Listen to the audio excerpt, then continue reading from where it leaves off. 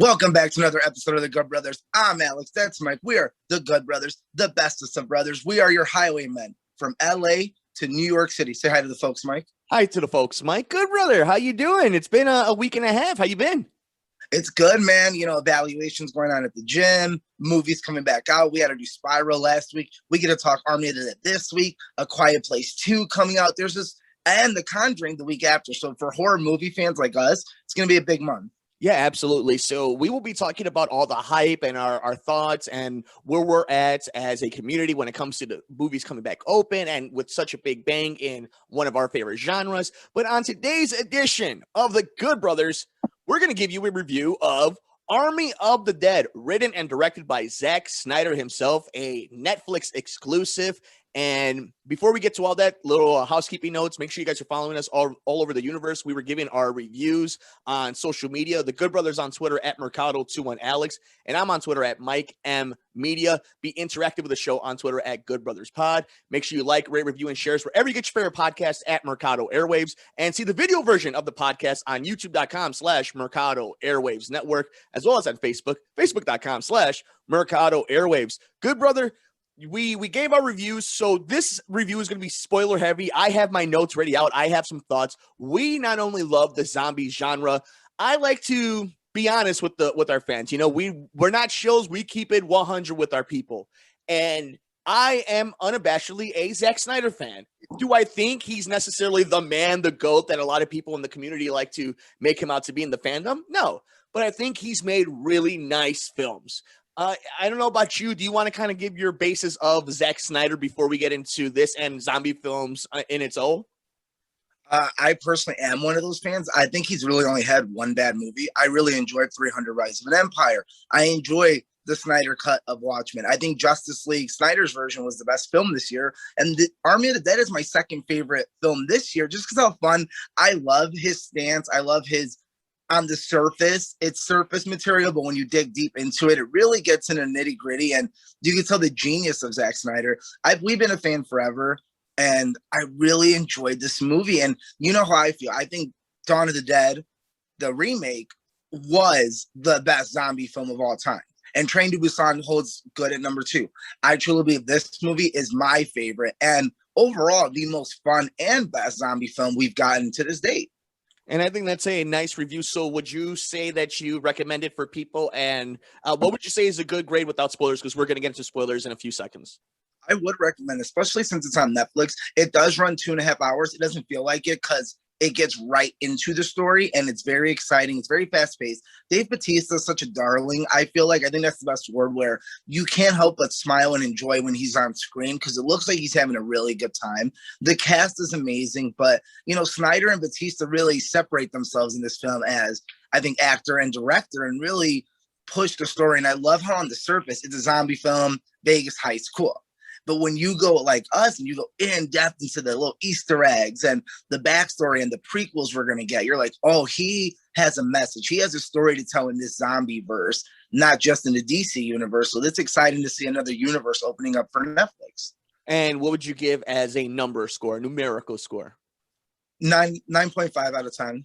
Wow, you are way higher on this movie than him. I think this movie is sitting at a nice 7.5. I think more than anything is a welcome addition lore-wise to the zombie genre. And again, I think Zack Snyder doesn't make necessarily bad films. I don't know if this was a home run or a good day in the office. I don't think it was a bad day in the office. So we'll get into that. I think this is a 7.5. I think you should watch it. More than anything, it's a fun movie to watch on a weeknight, on a weekend. Get the family together and enjoy a zombie flick. It is fun, and it does have things that you haven't seen in other zombie movies. With that, it does have a lot of cliches. So you got to, I think you'll watch it and have your own opinion, but I definitely think it's worth the 2.5 hours. And we'll talk about that in a little bit. But with that, good brother, we're going into spoiler territory. We are getting past the wall, and we are going right into the casinos. I wanted to start off this conversation with positives. You know, I have my critiques, and we'll get into them, but I wanted to start off with some positives. And the first thing is the start of the movie, I think, was really cool how it was played out. I think it was a little cheesy with what was the dialogue with the soldiers, but I did like how we got from point A to point B. With that, one of my favorite parts of the entire movie was the opening segment of them actually utilizing Las Vegas. I think one of the weak points of this movie is one of the strongest points when it comes to an actual scene in the movie. And that was the beginning scene, the invasion of the zombies and the alphas and what would be the king, and seeing Vegas actually get overrun. And then the little snippets at the end where they're trying to tell us the stories of Batista and the crew, I think that was cool. And I think most of us thought that was going to be the movie. While there was going to be a bank heist going on, I think most of us were anticipating this Vegas, like a lot of different genres have taken advantage of it. Imagine Ocean's 11 with Dawn of the Dead. I think that's what a lot of us had in mind. I don't think that's what was delivered. And I think for somebody who's as creative as Zack Snyder and how he likes to utilize visualization and improvise, the surroundings that he has, he didn't do that in this movie. It was a lot of sets. It was a lot of stationary, and it wasn't a lot of Viva Las Vegas, other than the 15 minutes that I thought was very much what I thought the rest of the movie was. What do you think about that? I think that purpose is Zack Snyder, I think, does best of any director is you get a story in the first 10 minutes. Look at any film he's done, Watchmen, Justice League, and 300. You get an entire backstory within the credits, and that's always nice because it's a great way to tell a story without having to spend actual film time on it. And you're getting the credits anyway, and you're getting the opening crawl, but now you're getting, here's how Leonidas was born. Here's where the Justice League is now. Here's what happened to the Watchmen 90 years ago. And in this film, it's, well, here's how we got there. And I appreciate that because I don't want to spend an extra 30 minutes saying, how did Vegas fall? When we already got green-lighted for a prequel anime for Netflix. So it's a backdoor pilot. It's a backdoor script to say, hey, you want to get that Vegas shininess? Well, we can do a better anime form. We're going to give you the same team and you're going to get extra. So I really actually enjoyed that it wasn't overkill in there. And I think I did see it was a lot of heist, I thought, the first hour and a half. And then it kind of turns, they definitely go away from the heist story later in the film, but I think it's for a purpose. And I think it's because we get more zombie lore.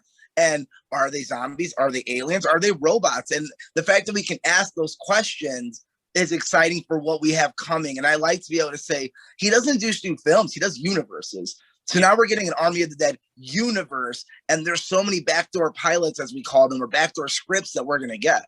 I think you make a valid point, but I also think that strength, it's its weakness. And I think that's what a lot of this movie is. That's why I think you're seeing a very fair division of, there's a lot of fun in this movie. I think the lore is amazing. Other than Batista, I think the lore in this movie is so fun.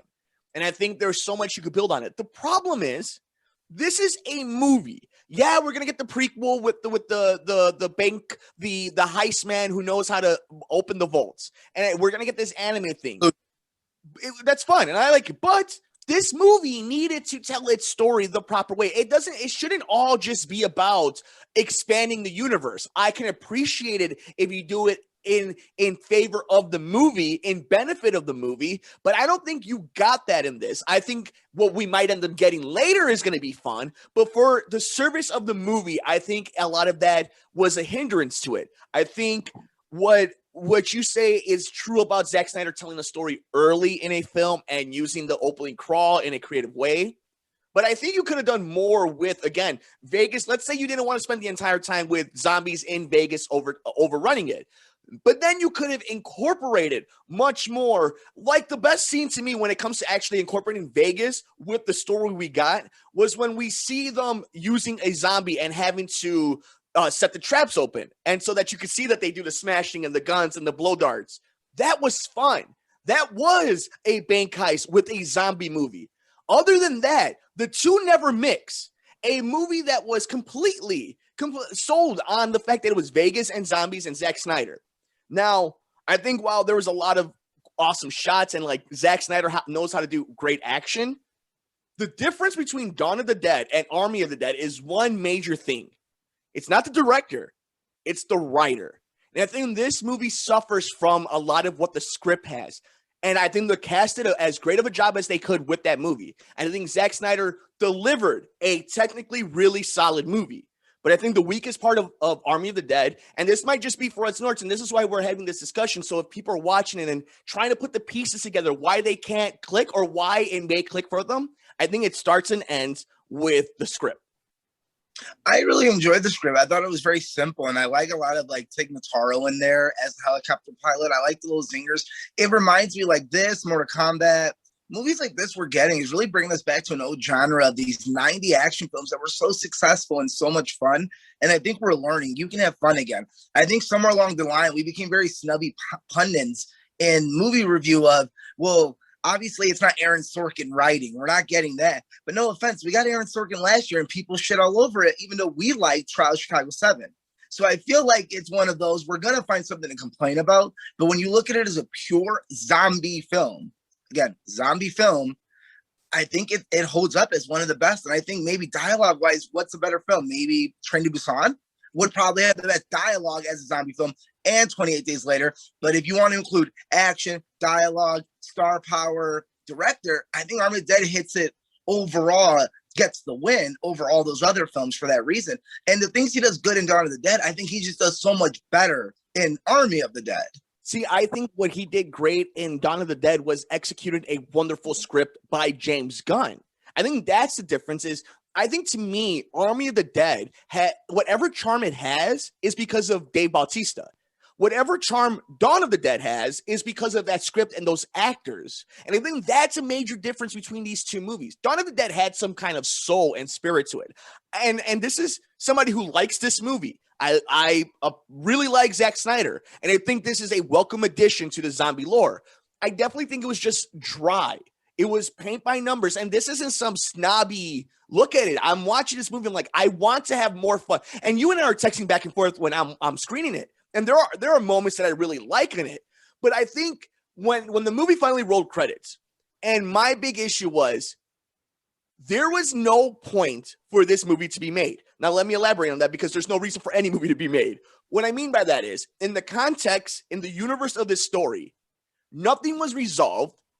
Nothing changed. The whole heist and part of the story was abandoned halfway through the story, and it was very loose threads. Is that fine? I totally understand. We're not expecting this movie to be next February in the Academy Awards. But what I'm saying is you still can acknowledge the fact that, wow, I just listened to the story with like a no happy ending and not even a bitter one. It was just like okay, yeah, you're making another movie. I think it would have been better had it just ended with the Bautista part. Had you just ended with the Bautista and the daughter part, that hard ending right there, sad, impactful, there's weight to it. The only weight the movie has ever had. To me, that's where I almost feel the disconnect to this movie is that ending really just like, well, okay, what did we just spend 2.5 hours watching? I don't know. I highly disagree. And I'm amazed you feel that way just because of how Dawn of the Dead ended with such a bleak, miserable ending of But like that felt that was more, and I that's a valid counter, but it was in the universe.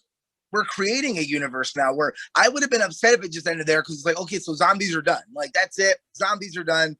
This at least says like, oh no, like this is going to go worldwide. And I do love the beginning of this where it's like, man, this is the first film to say, no, we contained it. It was in Vegas. Like we closed off Vegas. I love that part because I'm like, oh, okay. Like the whole world didn't like, no, they invaded Vegas, but we quarantined Vegas and there's a quarantine of the quarantine. So like, no, we're good. But obviously when we went to destroy Vegas, stuff happened. Things leaked out. We couldn't have planned on this one guy. And that one guy who's obviously something's going on with him because he didn't mutate as fast. And he was bitten before he went into the safe. So now you're wondering, okay, what's up with this guy with all the symbolism, the Omega symbolisms and everything? What goes on with his story, this philosopher? I'm interested to see, like, is he going to become the new alpha? Is he going to battle another alpha? Is he going to create his own army? What are we really going to get? And do the zombies eventually become the faces in the story? And maybe they're not the bad guy. Maybe it's the government trying to control them as the bad guy. Maybe they are trying to find a civilization of their own, kind of I Am Legend style of, no, they just want their own home, and you're going to have your own home. You know, it's funny because while I could see where you're coming from, the enjoyment of it, I think what I just wanted was a complete story, somebody who had an arc. And when you have an ending like that, like, yeah, there might be more zombie movies, there might not be, but you already had a cool concept. You really had a wonderful one-off. A zombie outbreak happens in Vegas. It doesn't become this worldwide pandemic. It happens, we isolate it. Now we have this one unique story that's going to happen in this time frame before we take care of it, before we nuke. And that allows you then to have this really fun story of alpha level zombies and walker type of zombies. And then you have the king and they're able to procreate. Like, that's unique. And you're maybe one day you're able to spin it off into something else, but in a nice contained story of a father reuniting with his daughter, a fun concept on paper. I don't think you needed to do all of that. I think it's the same thing with the Justice League, the Snyder cut.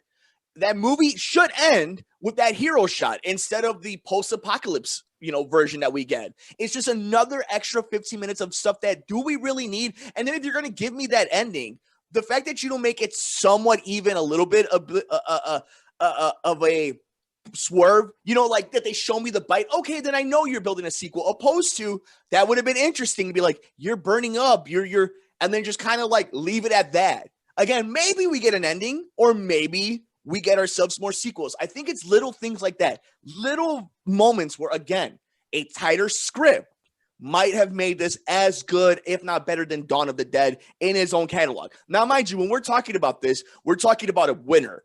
We're talking about a championship caliber team or franchise and player for all our sports fans here. This is a top of the card wrestler for all our wrestling fans there. We're not talking about some scrub, some mid-carder, some relegated team.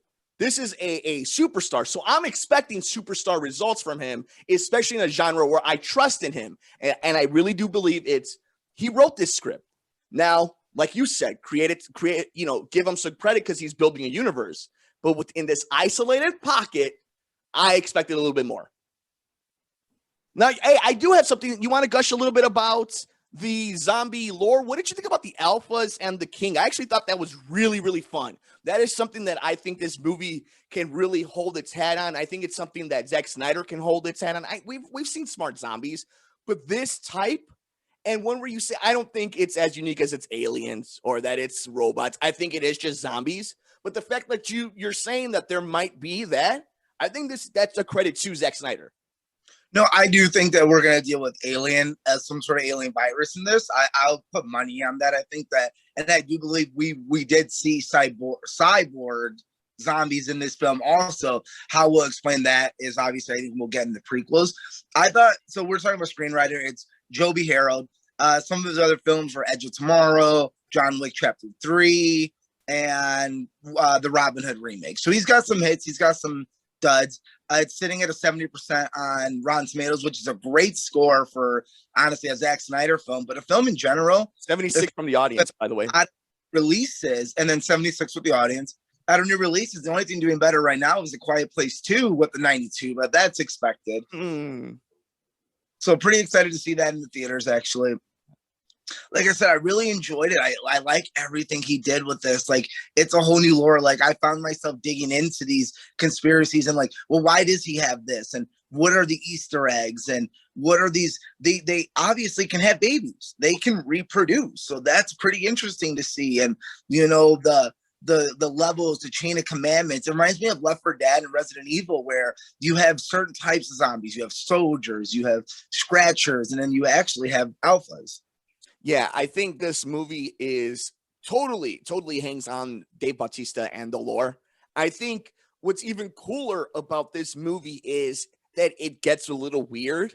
And I think that's fun. I didn't expect a lot of the stuff that he was going for in this movie. And I think that's it. That's why I do think I gave it not only a passing grade, but I recommend people watching it. Is I think the spectrum is going to be like us talking right now. There's going to be a lot of things people love, a lot of things people hate, and a lot of things people are going to find kind of interesting. I think that's the best thing you could say about this movie. I don't think I'm necessarily going to rewatch it because it's 2.5 hours, and our boy really needs to start tightening some of these movies up. Like I do, and that's fine that you like it and the fact that it's on Netflix and you could take breaks on it. But you don't need to tell all these stories in 2.5 hours. Like for example, it's little things. It's a little thing. This is just me. When you look at something like Aliens to this movie, and there's a lot of comparisons, and I actually think Red Letter Media, shout out to the boys up in Milwaukee, made a point of this. You look at the tiger scene. I love Valentine. I think she's super cool, and I actually think the CG is really nice in this movie. So you see her, and she kills the betrayer, the rat, right? That scene drags out for a minute, 2 minutes long. You look at Aliens. Aliens has the same exact scene. 5 seconds, gets the same thing across, makes you play a little bit mental gymnastics because you're starting to pull your own movie, a theater of the mind. That's the difference in a minute here in that scene, a minute there, and a movie that ends up being 2 hours to 2.5 hours for what is a very basic dad needs to rescue daughter story. And I don't know, you may disagree with me, but I think that is one of the biggest complaints about Zack Snyder films is they are way too long for no reason. I think it's just his style of directing. I think the more films he makes, the more people associate, okay, you know what you're going to get. You know, I'm not comparing to Scorsese, but you don't go into Scorsese not thinking you're going to have a long runtime. Compared to certain directors, you know you're going to get a short runtime. And I think that's just your style of, and that's the beauty of having those options. Some people rather watch a 2-hour documentary straight. Some people rather watch 8 increments of that same documentary back to back to back. So I think it really is an opinion thing. Like, that's obviously nothing I'm wrong with, you're wrong with. It's an opinion. I enjoy those type of stories because I think that's my favorite type of cinema personally. All my favorite directors, Zack Snyder, Quentin Tarantino, like those all have long movies because I think those are some of the best movies ever told. I feel like you should have a little longer. And I feel like if I'm going to sit down for a film, I do want it to be that. Now, do I want a 2.5 hour Mortal Kombat? Of course not. Do I want a 2-hour Space Jam? No. But did I want a 2.5 hour zombie film as a fan of myself? Yes. Sure. And like you said, it is one of those things where it's objective and everybody has their preference. But I do think long-term speaking, just if I have a critique for Zack Snyder's filmmaking, steer into the curve. That's your style. Like, don't go, if he goes away from it now you'll see bad storytelling right there. Maybe it's no, steer into it more. Like, keep going into it. Like, if that's what you do, your hardcore is going to stick with you. It's kind of like a WWE thing where, like, the hardcore is already there. Like, there's no point. Like, steer into what you do, and when it hits, it hits. You'll get a Brock Lesnar. You know what I mean? I think that's the same thing with Zack Snyder, is steer into it. Because the fans are loving what you're doing, and non-fans are liking what you're doing, compared to what it used to be where it was, okay, your fans liked it, and everyone else hated it. So I feel like now steer into it. Like, people are going to know, okay, it's a Zack Snyder film. I'm going to be in for some craziness. Like, at least now he's getting appreciated for that style. Love him or hate him, he's getting appreciated. And I think that's something we can end on now is people are starting to appreciate Zack Snyder. And I think no matter what we obviously want to see from his films, we both love Zack Snyder and appreciate the films he puts out. I think you said it wonderfully, is whether or not you think this is a 10, you think this is a 6, or you didn't like it at all, you can appreciate the amount of work Zack Snyder and the amount of love he has into these movies. I think the best comparison is, while you may love Michael Bay movies, but the difference is you look at a way Michael Bay goes at a movie and the way Zack Snyder looks at a movie. And to me, if you can't see the love and TLC that Zack Snyder puts into every one of his projects, then we can't help you. Doesn't mean you have to like the movies, but if you can have a conversation like us, and we want you to have conversations with us. If you loved it, you hated it, whatever, let us know all over the socials. He's on Twitter at Mercado2 and Alex. I'm on Twitter at Mike at Media. You can be interactive with the show at Good Brothers Pod. I really, really enjoyed this movie. I had some questions. I have a lot of things I want to go down the rabbit hole with. Good brother, your final thoughts of Army of the Dead, a Zack Snyder flick on Netflix. I loved it. I still think it's the best zombie film. I think the only one that can fight with it would be Train to Busan, as they're just very different. Like, you don't get the same action shots in that, but the intimacy and the script in Train to Busan is far superior to Army of the Dead. But I think the script is good in Army of the Dead. The characters are fun and quirky, just like in Train to Busan, but the action is, you know, it's the guy from John Wick. So, like, you can tell in these shooting scenes, you're like, oh, okay, people are really starting to jump on board the John Wick train, and why wouldn't they? It's working. It's the best shooting action scenes we've ever seen from these guys. You can definitely see it in this. I think when we talk about early Vegas scene, when they're running through the actual floor of the lit up casino, that might be my favorite scene because we get so many slot machines and tables and boards, and it's just fantastic. I can't recommend it enough. I think it's super fun. I think it's worth the rewatch. And I think if you love the movie, go into the lore and start getting excited about this other stuff. But I think it's funny because, like, you know, luckily we got to record a little later because we got to watch the film, that we got a trailer. So I feel like we're back in the movies getting to talk about movies and trailers, and then we get more movies next week. So it's really fun again to be doing this. Yeah, and again, it's a fun zombie movie. It's a fun Zack Snyder zombie movie. You're going to love some things, you're going to hate some things, but I think you're not going to regret watching this movie. Get some popcorn, a drink, and enjoy yourself some Army of the Dead. A thumbs up from both of us, which means you're going to at least enjoy the 2.5 hours one way or the other. At least that's why we hope you're listening to us here on the Good Brothers. With that, thank you so much, Good Brother, for joining us, making some time. We know it's been a busy week. Things are heating up over for you as comp season never really ends. It's always competition season. So thank you for finding a way to get down to the vaults and go through the hordes of zombie to review Army of the Dead. And thank you to each and every one of you for joining us on this spoiler-heavy review of Zack Snyder's Army of the Dead. For the Good Brother himself, Alex Mercado. Wait, I have one more question. What did you think of the Eternals trailer? You want to talk about? Okay, you know what? We'll bring back this show back from the dead. It was okay. I think the funniest part of the Eternals, the funniest thing about the Eternals trailer is everybody's reaction to be like, "Yo, where you been?" Like life-changing stuff, and like they didn't show up. I'll be honest, like it didn't make me more excited. I'm still at the same level. I love Kit Harington, like that's my guy. I got one. And like I love those two, and I love the whole cast. I get it, Kunanji, like I love it all. The trailer didn't do anything for me. None of these Marvel slates really excite me, but as we keep getting more new releases, maybe I'll get more excited. I don't know, man. Like, I just don't know what I'm in store for. So, like, I can't really say, like, if I had to give it a thumbs up or thumbs down, it's a thumbs in the middle, where it didn't do any more for me. It looks cool. I guess we get kind of a story, but, like, do we really understand what the hell's going on? Apparently, if they're supposed to get involved, like, they're talking about the Avengers. So what? They just didn't get involved with Thanos? Like, he changed the entire universe. Look, you got my money when you cast Salma Hayek, so it don't matter. True. Yeah, with that, thank you guys so much. Enjoy all the movies are back. Please, we hope you're all being safe. Make sure you guys are taking care of yourself, each other. Enjoy all those movies. For the Good Brother himself, Alex Mercado.